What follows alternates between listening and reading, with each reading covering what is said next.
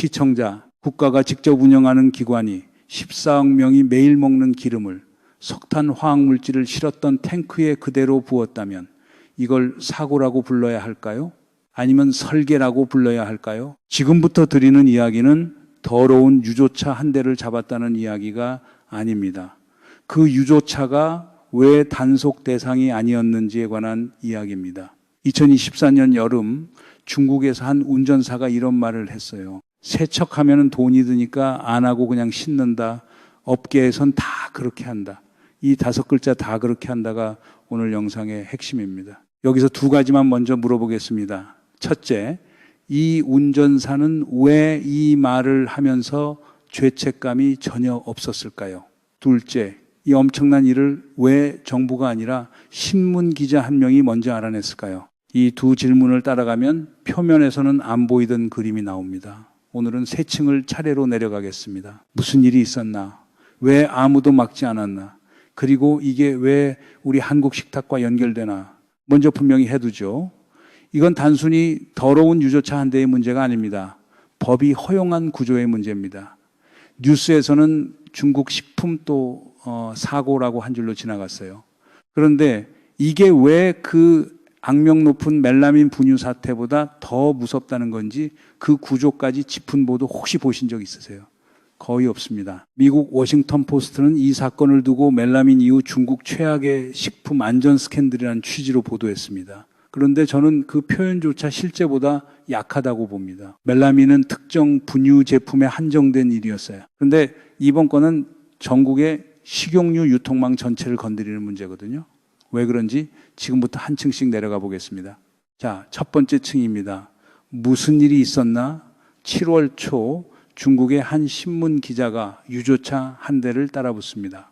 허베이성에서 출발한 이 차는 탱크의 석탄에서 뽑아낸 액체 화학 물질을 가득 싣고 있었어요. 쉽게 말하면 석탄을 녹여서 만든 산업용 기름입니다. 공장에서 화학 원료로 쓰는 물질이고 피부에 닿으면 화상을 입는 물질이에요. 한국에서는 위험물로 분류돼서 전용 탱크로만 운반해야 하는 물질입니다. 이게 어느 정도냐면 이런 물질을 나르던 탱크는 원래 식품 근처에도 가면 안 됩니다. 화학물 전용으로 평생 화학물만 실어야 정상이에요. 근데 중국에서는 이 탱크가 오전엔 화학물, 오후엔 식용유를 싣습니다. 같은 탱크가요. 운전사 입장에선 그냥 짐이 바뀐 것뿐이에요. 아침엔 공장 원료, 오후엔 먹는 기름. 그 사이에 반드시 들어가야 할 단 하나의 절차, 세척이 빠진 겁니다. 그리고 그 절차의 값이 10만 원이었고요. 이 유조차가 목적지에 도착합니다. 화학물질을 전부 내려놓아요. 탱크가 비었습니다. 그런데 세척을 안 합니다. 물 한 방울 안 넣어요. 탱크 안쪽 벽에 검은 기름이 그대로 묻어있는 채로 손가락으로 쓸면 시커먼 게 묻어나올 정도인 그 상태 그대로 식용유 공장으로 갑니다. 그리고 거기서 대두유, 그러니까 콩기름을 가득 채웁니다. 쉽게 말하면 이런 겁니다. 살충제에 담았던 통을 헹구지도 않고 그 안에 참기름을 부은 거예요. 아파트 경비실에서 제초제 받아 쓰던 통에다 정수기물을 받아서 주민들한테 나눠준 셈입니다. 콩을 씻지도 않고요. 기자가 운전사한테 물어봅니다. 왜 세척 안 합니까?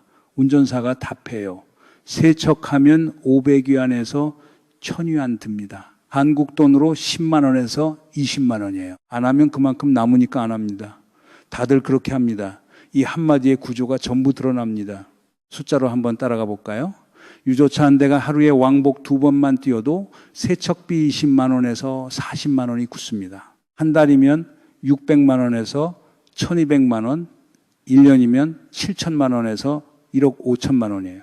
그런데 이런 유조차가 한 대가 아닙니다. 업계에 수천 대가 굴러다닌다고 추정돼요. 전부 합치면 연간 수백억 원의 세척비가 통째로 사라지는 겁니다. 그 수백억을 아끼려고 14억 명이 먹는 기름을 오염시킨 거예요. 10만 원. 한국에서 치킨 2마리 값입니다. 그 돈 때문에요. 그런데 이 운전사 이 말을 할 때 표정 하나 안 변했습니다. 죄책감이 없었어요. 왜일까요? 자기 혼자 하는 게 아니니까요. 원래 다들 그렇게 하니까요. 바로 여기에 이 사건의 진짜 무서운 지점이 있습니다. 나쁜 사람이 작정하고 저지른 일이면 차라리 잡으면 됩니다. 그런데 평범한 사람이 아무 죄의식 없이 그냥 남들 하는 대로 한 일이라면 잡을 대상이 없어요.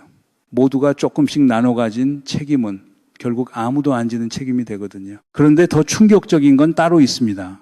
이번에 지목된 기업이 두 곳인데요. 하나는 후이프라는 중국에서 손꼽히는 대형 식용유 제조사예요. 연 매출 수조 원 규모의 기업입니다. 문제는 다른 한 곳입니다. 중국 곡물비축관리공사, 영어로 신호그레인이라고 부르는 곳이에요. 이게 어떤 기관이냐면 중국 국가가 직접 운영하는 곡물과 식용유 비축 관리 기관입니다. 우리로 치면 농수산물 유통을 국가가 비축하고 관리하는 그런 공기업이에요. 전쟁이 나거나 재난이 닥치면 국민에게 식량을 푸는 말 그대로 최후의 보루입니다. 그 기관의 식용유가 석탄 화학물질 묻은 탱크에 실린 겁니다. 동네 가게가 한 일이 아니에요. 국가가 한 일입니다. 자, 여기까지 들으면 결론이 쉽게 나옵니다. 운전사들이 10만 원 아끼려다 벌어진 일이다. 그러면 단속 강화하고 운전사 처벌하면 되겠네. 여기서 영상 끝내도 될 것 같죠. 그런데 여기서 다들 놓치는 게 하나 있습니다. 운전사를 잡아도 소용이 없어요. 다음 운전사가 똑같이 합니다. 왜냐하면 이게 불법이 아니거든요. 그리고 그 탱크에 남아있던 그 석탄 기름, 이게 어디로 갔을까요? 그냥 묻어만 있는 게 아닙니다. 그 안에는 벤젠, 톨루엔, 자일렌이 들어있어요. 국제암연구기관이 발암 물질이거나 발암 의심 물질로 분류한 것들입니다. 특히 벤젠은 백혈병을 일으키는 걸로 알려져 있어요. 혈액을 만드는 골수를 공격하는 물질이고 세계보건기구가 1급 발암 물질로 못 박은 물질입니다. 근데 기름은요, 화학물질을 정말 잘 빨아들입니다. 물보다 훨씬 잘 녹여내요. 탱크 벽에 남은 석탄 기름이 콩기름 속으로 스며들어가는 겁니다. 눈으로는 안 보여요. 맛으로도 구분이 안 돼요. 냄새도 거의 안 납니다. 먹는 사람은 알 방법이 없어요. 라벨엔 깨끗한 콩기름이라고 적혀 있는데 실제로는 폐수 드럼통에 실려온 셈입니다. 겉은 완벽하고 안은 오염되어 있고요. 그리고 이런 오염은 한번 크게 먹고 그 자리에서 쓰러지는 종류가 아닙니다. 매일 조금씩 몇 년에 걸쳐 몸에 쌓이는 종류예요. 그래서 더 무섭습니다. 어느 날 갑자기 한 사람이 쓰러지면 원인이라도 찾습니다. 그런데 14억 명이 똑같이 조금씩 오랫동안 노출되면 그건 통계 속에 묻혀버려요. 누구의 병이 이 기름 때문인지 영영 증명할 수가 없습니다. 보이지 않는 오염의 가장 무서운 점이 바로 이겁니다. 피해자는 분명히 있는데 정작 자기가 피해자라는 걸 아무도 모른다는 거예요. 칼에 찔린 상처는 보이지만 이건 상처조차 안 보이거든요. 문제는 여기서부터입니다. 이 사건이 정말 무서운 이유는 유조차가 더러워서가 아니에요. 이게 합법이라서입니다. 한국에서는 이런 일이 불가능합니다. 식품위생법이 식용유 운반에 전용 용기를 쓰도록 의무화하고 있어요. 화학물질 실었던 탱크에 식용유를 넣으면 그 자체가 법 위반입니다. 적발되면 영업정지, 최악의 경우 형사처벌까지 갑니다. 쉽게 말하면 한국에서는 페인트통에 간장 담는 게 불법이에요. 당연한 거죠. 유럽도 2004년부터 식품 전용 운송수단을 의무화하고 있고 위반하면 수십만 유로 벌금에 공장 폐쇄까지 갑니다. 미국도 2016년부터 위생운송 규칙으로 같은 일을 맡고 있어요. 한국도 유럽도 미국도 식품과 화학물질을 같은 탱크에 싣는 건 전부 불법입니다. 그런데 중국에는 이 법이 없습니다. 세계 2위 경제대국에 식용유 전용 탱크를 의무화하는 법규 자체가 존재하지 않아요. 오전에 석탄 화학물질 싣고 오후에 식용유 싣는 게 합법입니다. 법이 금지를 안 하니까 하는 거예요. 그러니까 이건 범죄가 아닙니다. 운전사를 잡는 게 아니라 법에 구멍이 뚫려 있는 거예요. 배관에 구멍이 나면 물이 새듯이 법에 구멍이 나면 독이 셉니다. 그 구멍으로 발암 물질이 14억 명의 식탁까지 흘러 들어오는 겁니다. 게다가 직전에 그 탱크가 뭘 실었는지 검사하는 시스템이 없어요. 식용유 제조사가 알아서 확인해야 하는데 안 합니다. 확인할 법적 의무 자체가 없으니까요. 여기서 책임이 어떻게 증발하는지 보면 더 기가 막힙니다. 화학물질을 내린 쪽은 우리 짐 잘 내렸다고 합니다. 운전사는 나는 시키는 대로 실어 날랐을 뿐이라고 해요. 식용유 공장은 우리는 들어온 기름을 받았을 뿐이라고 하고요. 누구도 거짓말을 하는 게 아닙니다. 각자 자기 칸만 보면 다 맞는 말이에요. 그런데 탱크가 비었다가 다시 채워지는 그 틈, 바로 거기서 오염이 일어납니다. 그리고 그 틈을 책임지는 사람은 법이 정해두지를 않았어요. 구멍은 누가 뚫은 게 아니라 처음부터 비워둔 자리인 겁니다. 규모를 한번 보겠습니다. 중국의 연간 식용유 소비량이 3,500만 톤에서 4,000만 톤으로 추정됩니다. 하루에 약 9만 6천 톤이에요. 유조차 한 대를 30톤으로 잡으면 하루에 3,200대 분량이 움직입니다. 한 대가 30톤에서 40톤, 한국 가정에서 쓰는 1.8리터 병으로 환산하면 한 대에 약 2만 병이에요. 이 2만 병이 마트에 깔리고 식당 주방에 들어가고 학교 급식실에 납품됩니다. 그리고 어느 집 아이가 그 기름으로 볶은 밥을 먹는 거예요. 업계 관계자들 말로는 이 관행이 수년에서 수십 년 동안 이어져 온 걸로 추정됩니다. 수십 년간 모르고 먹어온 거예요. 이 숫자가 잘 안 와닿으실 수도 있어요. 그러면 이렇게 생각해 보세요. 오늘 아침 중국의 어느 집 식탁에 올라온 계란 프라이, 그 기름이 어제 어떤 탱크에 실려왔는지 그 집 주인은 모릅니다. 알 방법이 없어요. 매일 아침, 매일 점심, 매일 저녁 14억 인분의 식사가 그 깜깜한 상태로 차려지는 겁니다. 그게 며칠이 아니라 수십 년이었을 수 있다는 거예요. 이쯤에서 이 나라의 식품 스캔들을 나란히 세워보면 소름 돋는 패턴이 보입니다.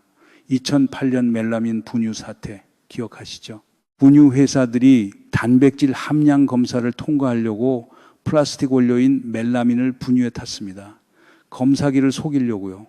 피해 영유아가 약 30만 명 신장에 돌이 생긴 아기들이 나왔고 사형까지 집행됐어요.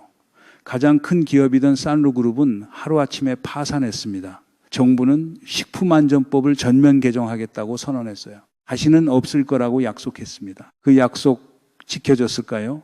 불과 2년 뒤인 2010년 하수구 기름 스캔들이 터집니다. 하수구와 음식물 쓰레기에서 폐유를 건져 정제해서 식용유로 파는 조직이 전국에서 적발됐어요. 추정 규모가 연간 200만 톤에서 300만 톤, 중국 전체 식용유의 10분의 1 수준입니다. 식당에서 볶음밥 10번 시키면 한 번은 하수구 기름이었다는 얘기예요. 정부는 또 단속 강화를 선언했고 사형까지 선고했습니다. 그런데 2024년 유조차입니다. 이번엔 하수구도 아니고 범죄 조직도 아니에요. 멀쩡한 합법적인 운송 시스템 안에서 기름이 오염되고 있었습니다. 세 사건을 붙여놓으면 결정적인 차이가 보여요. 2008년 멜라민은 누군가 돈 벌려고 의도적으로 독을 넣었습니다. 범인이 있었어요. 2010년 하수구 기름도 범죄 조직이 불법으로 만들었습니다. 역시 범인이 있었어요. 그런데 2024년 유조차는 아무도 독을 넣으려고 한 게 아닙니다. 그냥 10만 원 아끼는 게 관행이 됐을 뿐이에요. 누가 시킨 것도 아니고 법이 안 막으니까 다들 한 겁니다. 2008년엔 범인이라도 있었습니다. 2024년엔 범인이 없습니다. 시스템이 범인이니까요. 체포할 사람도 처벌할 조항도 없습니다. 결국 이 나라에서 식품 스캔들은 진화하고 있는 겁니다. 2008년엔 기업이 의도적으로 독을 넣었고 2010년엔 범죄자가 쓰레기에서 기름을 만들었고 2024년엔 시스템 자체가 오염을 허용합니다. 갈수록 범인은 사라지고 구조만 남아요. 이게 진짜 공포입니다. 잡을 사람이 있던 시절이 차라리 나았던 거예요. 적어도 그때는 잡으면 끝난다는 희망이라도 있었으니까요. 수도관이 녹슬어서 녹물이 나오는데 관리사무소가 수리를 안 합니다. 녹물 나오는 게 법 위반은 아니니까요. 주민이 매일 그 물을 마셔도 아무도 책임지지 않는 구조예요.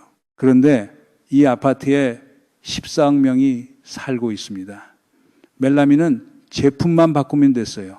하수구 기름은 공급처만 바꾸면 됐습니다. 그런데 유조차는 운송 시스템 전체를 바꿔야 해요. 전용 탱크 도입하고 검사 체계 만들고 법을 새로 제정해야 합니다. 비용이 막대하죠. 그래서 안 하는 겁니다. 생각해 보세요. 전국의 화물 유조차를 식품 전용과 화학물 전용으로 갈라놓으려면 차량을 새로 들이고 검사 인력을 배치하고 위반을 처벌할 법까지 만들어야 합니다. 수천, 수만 대 단위의 비용이에요. 반대로 그냥 두면 비용은 0입니다. 오염의 대가는 14억 명이 조금씩 보이지 않게 나눠 치르니까요. 누구도 청구서를 받지 않는 비용은 장부에 안 잡힙니다. 고치는 쪽이 손해보고 방치하는 쪽이 이득 보는 구조에서는 16년이 아니라 30년이 지나도 안 바뀌어요. 여러분이 어딘가 더 심각하다고 느꼈던 그 감각, 그게 정확했던 거예요. 자, 그러면 이게 강 건너 불일까요? 여기서 두 가지를 같이 봐야 합니다. 첫째, 이번에 적발된 게 민간이 아니라 국가 비축기관이라는 점이에요. 국민의 식량을 지키라고 만든 바로 그 기관이 식용유를 석탄 탱크로 옮겼습니다. 경찰이 범죄를 저지른 격이고 소방관이 불을 지른 격이에요. 멜라민은 민간 기업이 저질렀고 유조차는 국가가 저질렀습니다. 16년이 지났는데 구조는 더 나빠진 거예요. 둘째, 이게 중국 안에서만 끝나는 문제가 아니라는 점입니다. 중국에서 가공된 식품이 한국 마트에도 들어와요. 라면 스프에도 과자에도 냉동식품에도 식용유가 들어갑니다. 그 식용유의 원산지가 중국일 경우 어떤 탱크를 타고 왔는지 추적할 방법이 현재로서는 없어요. 그렇다고 한국식약처가 손 놓고 있다는 얘기는 아닙니다. 수입 단계에서 검사를 해요. 다만 그 검사가 주로 농약 잔류량이나 중금속 같은 일반적인 오염 항목 중심으로 설계되어 있다는 게 문제입니다. 운송 과정에서 미량으로 묻어들어온 벤젠 같은 물질을 완제품 검사로 100% 잡아내기는 어렵거든요. 도둑이 현관이 아니라 배관으로 들어오는데 현관 자물쇠만 점검하는 격이에요. 이건 식약처 잘못이 아닙니다. 이런 방식의 오염이 존재한다는 것 자체가 상식 밖의 일이기 때문이에요. 쉽게 말하면 이런 겁니다. 옆집에 불이 났어요. 그런데 우리 집은 그 집과 벽 하나를 사이에 두고 있습니다. 그러면 그 벽이 얼마나 두꺼운지가 중요하겠죠. 그리고 그 벽에도 구멍이 있을 수 있습니다. 한국이 자체 생산하는 식용유야 한국법의 보호를 받아요.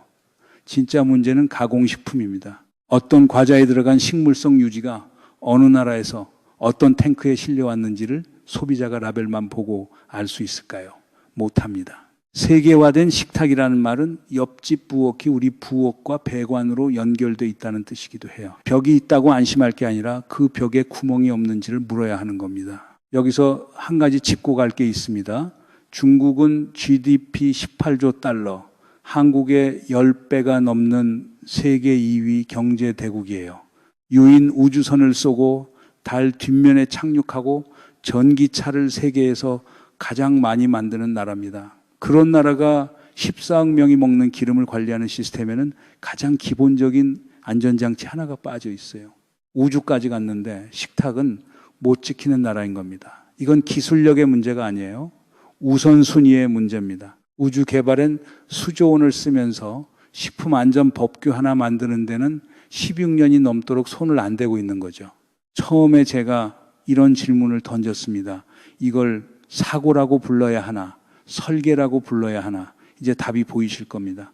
이 16층 건물에서 돼지를 키우고 하수구에서 기름을 건지고 석탄 탱크로 식용유를 옮기는 나라, 이 세 가지는 따로 떨어진 사건이 아니에요. 하나의 구조입니다. 비용 줄이려고 안전을 포기하고 법이 안 막으니까 관행이 되고 터지면 처벌하고 선언하고 그리고 있고 다시 반복하는 구조요. 이 나라의 식품 안전은 건물과 같습니다. 겉은 번듯하고 유리창은 반짝이는데 기초가 없어요. 기초 없이 올라간 건물은 반드시 무너집니다.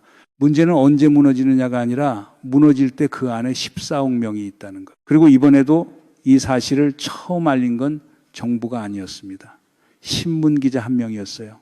정부가 합동조사 결과를 내놓은 건 사건이 폭로되고 54일이나 지난 뒤였습니다. 그마저도 결정적인 게 빠져 있었어요. 오염된 기름이 어느 도시, 어느 마트, 어느 식당으로 갔는지, 얼마나 풀렸는지, 몇 년 동안 그랬는지 아무것도 공개하지 않았습니다. 불은 껐는데 어디까지 탔는지는 조사하지 않은 거예요. 이미 먹은 사람 몸속에서 벤젠을 다시 꺼낼 수는 없는데도요. 한국이었다면 어땠을까요? 뉴스가 나온 바로 다음 날 국회에서 긴급 현안 질의가 열렸을 겁니다. 식약처 특별 점검이 시작되고 위반 운송업체는 계약 해지에 블랙리스트 등재였겠죠. 그런데 블랙리스트에 올리는 건 쉬워요. 이미 팔려나간 기름을 회수하는 건 불가능합니다. 명단은 만들 수 있어도 사람들이 이미 먹은 건 되돌릴 수가 없으니까요. 처벌은 사후에 가능하지만 안전은 사전에만 가능합니다. 그 사전 장치가 바로 법인데 그 법이 없었던 거예요. 무너지는 나라에는 공식이 있습니다. 사건이 터지고 처벌하고 선언하고 잊고 반복합니다. 이 구조가 바뀌지 않는 한 다음 스캔들은 시간 문제예요. 그리고 그때도 정부보다 기자가 먼저 알게 될 겁니다. 무너지는 나라엔 늘 같은 순서가 있어요. 식탁부터 무너집니다.